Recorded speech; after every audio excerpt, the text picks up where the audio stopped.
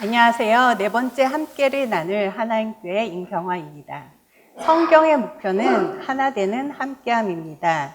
창세기 1장 26절에 하나님이 우리 형상을 따라 우리의 모양대로 우리가 사람을 만들자라고 하셨는데, 여기서 형상은 셀럼이라는 단어로 되게 이미지로 번역되어 있는데, 바깥에 드러난 이미지가 아니라 속에서부터 피어나는 이미지, 그런 의미에서 인격에 더 가깝겠습니다. 그래서 하나님의 형상, 그러면 예수님을 생각하면 됩니다. 예수님을 통해서 나타난 인격의 모습이 하나님의 형상입니다. 그리고 모양은 데무트라는 말로 라이크니스, 곧 보이는 모습인데, 이 보이는 모습이 삼위일체이니 성부, 성자, 성령 하나님, 이 다른 세 분의 하나님입니다. 이 세 분이 하나 되어 계시는 것입니다. 이 하나된 모습, 그래서 삼위일체로 표현되는데, 그것이 우리에게 적용된다면 우리는 모두 각각 하나님이 창조하신 나, 고유한 나 자신 되고 하나님이 창조하신 내가 될 때 너와 더불어 우리가 하나가 됩니다. 이것이 성경의 목표입니다. 주님의 기도를 보면 하나님 안에 하나된 우리를 기도합니다. 시작이 우리 아버지입니다. 우리는 번역 때문에 하늘에 계신 아버지가 앞에가 있지만 우리 아버지 in the heaven입니다. 우리 아버지 이름이 거룩히 여김을 받으시고 나라가 임하시고 뜻이 하늘에서와 같이 땅에서도 이루어지고 일용할 양식을 주시고 우리에게 죄를 사하시고 우리를 시험에 들게 하지 마시고, 그래서 땅에 있지만 하늘 아버지를 닮아서 하나 된 사람들, 이것이 성경이 우리 가운데 이루고자 하는 것입니다. 예수님은 대제사장의 기도, 마지막 밤의 기도에서 내게 주신 영광을 내가 그들에게 주었사오니 이는 우리가 하나 된 것 같이 그들도 하나가 되게 하려 함이다. 그래서 하나가 된다는 것은 그냥 합쳐서 하나, 그런 모습이 아니라 영광을 주어서 하나가 되는 것이고, 이 하나가 된다는 표현 속에서 우리 존재의 가장 귀한 아름다움이 피어나는 것입니다. 그러니까 아름다워질수록 더욱 하나가 되죠. 부부가 아름다워질수록 더욱 하나가 되는 것 같죠. 그 다음에 예수님의 사역도 가르침이 아닙니다. 함께함을 회복하심이었습니다. 예수님의 가르침은 다 모아도 브로셔 하나가 되지 못합니다. 예수님이 선포하셨죠. 이에 12를 세우셨으니 이는 자기와 함께 있게 하시며 또 보내사 전하게 하며, 우리 번역은 전도한다고 했는데 그것보다는 전하는 것입니다. 이 함께함을 나누는 것입니다. 인류의 유일한 문제는 함께할 줄 모르는 것입니다. 이것만 해결되면 지구에 하나님 나라가 임합니다. 연애할 때는 다 좋아요. 그런데 결혼하면서 문제가 생기죠. 함께할 줄 모르기 때문입니다. 우리 동양 3국도 보면 중국, 일본, 한국, 이 세 나라가 서로 돕고 하나 되어서 살면 지구 전체를 우리가 돕고도 남을 겁니다. 그런데 옆에 있다는 이유만으로 역사 내내 싸우고 살았습니다. 지금 빈곤의 문제도 마찬가지입니다. 세계적으로도 그렇고 한국을 보시면 한국 역사에 처음으로 모든 국민이 집을 가지고 먹고 사는 문제 걱정 없이, 그리고 적절한 직업을 가지고 일할 수 있는 그런 사회를 형성하고도 남는 돈이 한국에 있는데, 한국은 여전히 가난한 사람은 말로 다 할 수 없이 가난합니다. 함께 할 줄 몰라서 그럽니다. 계시록 21장 3절에 성경의 총 결론이 예루살렘인데 그것도 함께죠. 보라, 하나님의 장막이 사람들과 함께 있음에 하나님이 그들과 함께 계시리니 그들은 하나님의 백성이 되고 하나님은 친히 그들과 함께 계신다. 신약 복음서의 구원도 함께입니다. 신약의 첫 책인 마태복음이 시작하면 족보 소개가 끝나자마자 예수가 자기 백성을 죄에서 구원할 자이다. 그러면 어떻게 구원하느냐? 임마누엘입니다. 하나님이 우리와 함께 계시다. 그리고 복음서의 가장 마지막 문장이 내가 세상 끝날 때까지 너희와 항상 함께 있으리라. 그 클라이막스가 18장 20절에 두세 사람이 내 이름으로 모인 것은 나도 그들 중에 함께 있느니라. 우리 번역에는 함께가 빠졌습니다. 구약의 중심이 포로지의 역사입니다. 그런데 이 포로가 된 것은 하나님께서 하나님의 말씀을 살지 않고 계속 종교 생활을 하였기 때문에 종교를 심판하신 것입니다. 종교를 심판하기 위해서 나라와 백성과 성전이 파멸된 것입니다. 예레미야서를 보면 너희가 예루살렘 거리로 다니면서 만약에 정의를 행하고 진리를 구하는 한 사람이라도 찾으면 내가 이 성은 용서한다, 멸망시키지 않는다. 그리고 여호와의 살아계심을 두고 맹세할지라도 실상은 거짓 맹세다. 신앙은 언약이죠. 그들의 언약은 다 거짓이라는 겁니다. 그러니까 신앙은 살지 않고 종교로 겉모습만 가지고 있는 것입니다. 그래서 6장을 보면 그들이 내 백성의 상처를 가볍게 여기면서 말하기를 평강하다 평강하다 하나 평강이 없도다. 여기서 평강은 구원입니다. 샬롬. 우리 기독교에 구원의 확신이 있다, 구원의 확신이 있다 하지만 구원받은 사람 참 드뭅니다. 그들이 가증한 일을 행할 때 부끄러워하였느냐? 아니다. 조금도 부끄러워하지 않을 뿐 아니라 얼굴도 붉어지지 아니하였다. 하나님 앞에서조차 거짓되면서 얼굴도 붉어지지 않습니다.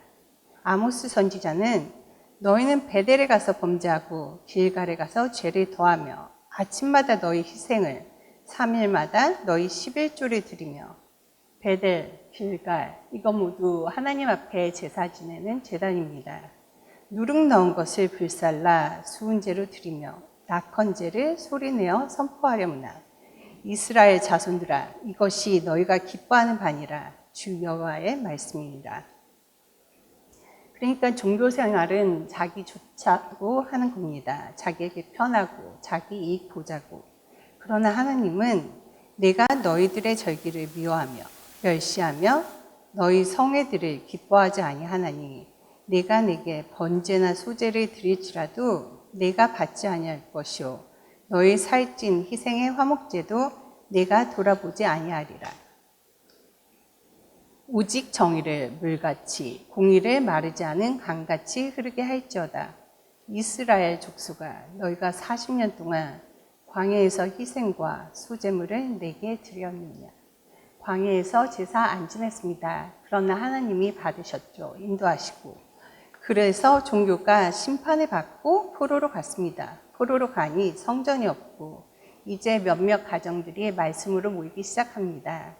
이 말씀이 삶에 얽혀들면서 위대한 역사가 일어납니다. 바벨론의 멸망한 나라 중에서 나라를 회복한 유일한 나라가 유다고요. 그때 기라성 같은 하나님의 사람들이 일어섭니다. 수룹바벨, 에스라, 느헤미야, 다니엘, 에스더 등이 일어서게 되는데요. 원하시는 분은 하나님 교회 24년 3월 24일 말씀, 죽음 너머의 신배, 이게 수룹바벨에 대한 말씀인데 한번 들어보시길 추천합니다. 함께의 핵을 보겠습니다. 성경의 목표가 함께함이고 그 함께의 핵은 기쁨입니다. 회복된 생명이 구원이고 구원은 함께되어 하나 되어 함께하는 것인데 만약에 기쁨이 없다면 그거야말로 저주가 되겠죠. 그래서 기쁨에서 우리는 나 자신이 됩니다. 기뻐할 때는 그냥 나일 뿐입니다. 기쁨에서 우리는 생명이 순수하게 되죠. 예수님이 말씀하신 어린아이 같이 그래서 교회론 시작을 너희가 돌이켜 어린아이들과 같이 되지 않으면 결단코 천국에 들어가지 못하리라. 그러니까 어린아이들 같이는 순수한 생명을 말하는 것이고 돌이켜라는 말이 들어가 있는 것은 어른들은 그냥 자기 자신이 못되죠. 어른들은 자기의 조건, 상황 이런 것들을 내걸어서 자기라고 하지 그냥 자기 자신이 못됩니다.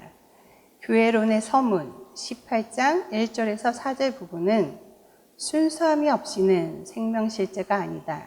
그러니까 교회는 생명이 순수해지는 생명의 아름다움과 신비와 복됨이 피어나는 것이 교회다 하는 것이 마태복음 18장에 흐르고 있습니다. 그러면 기쁘면 악과 죄를 생각하지 않고 용서와 용납과 사랑이 흐릅니다. 기쁘면 너그러워지죠. 생존의 계산, 욕심, 다툼은 사실은 기쁨이 없기 때문입니다. 기쁨이 충만하면 방어수위가 내려가죠. 하나님 교회에서 자주 쓰는 말이 Happy man is holy man입니다. 행복할 때 순수하고 소박하고 긍휼이 열리기 때문에. 그래서 기쁨은 죽음을 넘어서 생명의 권능까지 가지고 있습니다. 몸을 죽여도 기쁨을 뺏을 수가 없습니다. 이것을 아주 잘 표현하신 분이 윤동주 시인입니다. 십자가라는 시에서 그러죠. 괴로웠던 사나이, 행복한 예수 그리스도에게처럼 십자가가 허락된다면 모가지를 들이우고 꽃처럼 피어나는 피어를 어두워가는 하늘 밑에 조용히 흘리겠습니다. 예수님의 삶은 분명히 괴로웠습니다. 그러나 그는 행복한 예수 그리스도였습니다. 왜냐 그러면 죽음에서조차 그의 기쁨을 아버지와 함께하고 아버지 뜻을 이루는 기쁨을 뺏을 수가 없었기 때문이죠. 그래서 윤동주 시인이 만약에 그는 행복한 예수 그리스도 그런 기쁨이 내게 허락된다면 나도 기꺼이 피 흘리는 순교를 하겠습니다 하는 것입니다. 그런데 기쁨은 내가 만들 수가 없죠. 내가 나를 기쁘게 만들 수가 없습니다. 그래서 하나님의 나를 기뻐하심을 만나야 합니다. 스바냐 선지자가 너희 하나님 여호와가 너희 가운데 계시니 그는 구원을 베푸실 전능자시라. 그가 너로 말미암아 기쁨을 이기지 못하시며 너를 잠잠히 사랑하시며 너로 말미암아 즐거이 부르시며 기뻐하시리라. 하나님이 우리를 기뻐하는 기쁨을 받을 때 나도 나를 기뻐하는 기쁨이 피어나는 것입니다. 신약에서는 하나님이 예수님께 이는 내 사랑하는 자녀라 내가 너를 기뻐하노라 하는 나를 사랑하고 기뻐하는 하나님의 음성을 만나면서부터 우리는 생명의 기쁨이 열리고 피어나기 시작합니다. 이 기쁨은 조건과 상황에 흔들리는 것이 아닙니다. 우리 인간의 만족과 즐거움은 조건과 상황에 상대적이지만 하나님의 나를 기뻐하심을 만날 때는 내 존재 자체가 기쁨의 존재라고 하는 절대적인 기쁨을 만나는 것입니다. 단절된 세상, 즉 함께함이 없는 이 세상에서 인간 존재의 중심은 불안입니다. 그래서 세상 형성의 뿌리가 불안입니다. 불안에서 시작해서 이 세상은 만들어져 있습니다. 그런데 항상 이 세상의 현상은 계속 변하죠. 계속 변하기 때문에 이 불안은 끝날 수가 없는 불안입니다. 그래서 우리에게는 욕망이 과대해집니다. 내가 힘을 가지면, 내가 소유를 많이 확보하면, 그러면 더 안전할 것 같죠. 그런데 역설은 힘과 소유를 확보하는 순간에 내가 확보한 것보다 더 큰 힘과 소유를 더 빨리 획득해야 되는 이런 역설적인 구조 속에 들어가서 욕망에는 끝이 없고 한계가 없어집니다. 그래서 결국 이 세상은 착취 구조화되어집니다. 욕망이 멈추지 않으니까 경쟁이 멈추지 않죠. 멈출 수 없는 경쟁입니다. 그런데 약자와 강자가 경쟁하면은 강자가 이길 수밖에 없죠. 그래서 결국은 빈익빈, 부익부가 일어나기 때문에 이런 착취 구조화 속에서 우리가 살아가고 있습니다. 이것은 굉장히 힘든 삶입니다. 그래서 어떻게 살아가냐? 그러면 처음에는 부인합니다. 뭐 어쨌든 나름대로 그냥 견뎌가고 살아가지.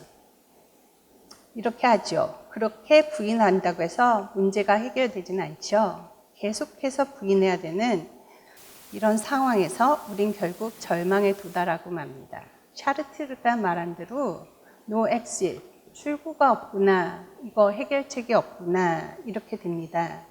그러면 내가 이 구조 속에서 착취를 당하면서도 아무것도 할 수 없어지니까 부인했다가 무관심해집니다. 지금 세상에 묻지마 범죄, 총기 난사 등이 난무하는 이유가 바로 여기 있습니다. 그렇게 절망까지도 사실은 굉장히 힘든 겁니다. 그래서 우리는 그것을 딜리트 시켜버립니다. 망각시켜버립니다. 그래서 인식을 거부하는 겁니다. 결국은 뭐 상관없어? 나만 살면 되는 거지. 이런 식의 프라이버티즘에 빠지게 됩니다.